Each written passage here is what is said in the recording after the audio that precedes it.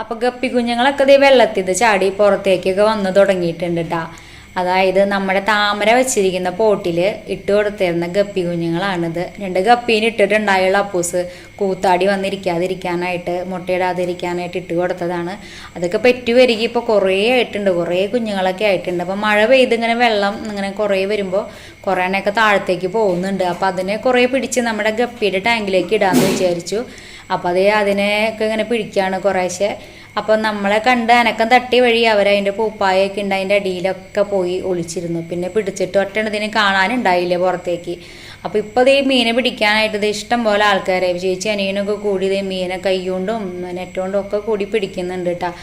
അപ്പോൾ ഇതുപോലെ നമ്മുടെ മീനെ ഇങ്ങനെ ഇട്ട് കൊടുത്തിട്ടുണ്ടെങ്കിൽ വെള്ളം നിറഞ്ഞൊക്കെ പോകുമ്പോൾ ഒന്ന് പോവാതിരിക്കാനായിട്ടുള്ള മാർഗ്ഗങ്ങളൊക്കെ ഒന്ന് സെറ്റാക്കിക്കോളും. അപ്പോൾ അത് കുറച്ചെണ്ണത്തിന് പിടിച്ചിട്ടുണ്ട്, ഇനിയുണ്ട് കുറേ കുഞ്ഞുങ്ങളുണ്ട് അതിൻ്റെ ഉള്ളിൽ.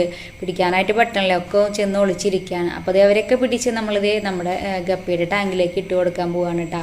അപ്പോൾ ഗപ്പിയുടെ ടാങ്കായാലും ഇപ്പോൾ കുറച്ച് ദിവസമായി ക്ലീൻ ചെയ്തിട്ട് മഴയൊക്കെ ആയിട്ട് ക്ലീൻ ചെയ്യാറായിട്ടുണ്ട്. അപ്പോൾ തീറ്റയാണെന്ന് വിചാരിച്ചിട്ടാണെന്ന് തോന്നുന്നു നമ്മുടെ ഗപ്പിക്കുട്ടികളൊക്കെ അതേ മുകളിൽ വന്ന് നോക്കി നിൽക്കുന്നുണ്ട്.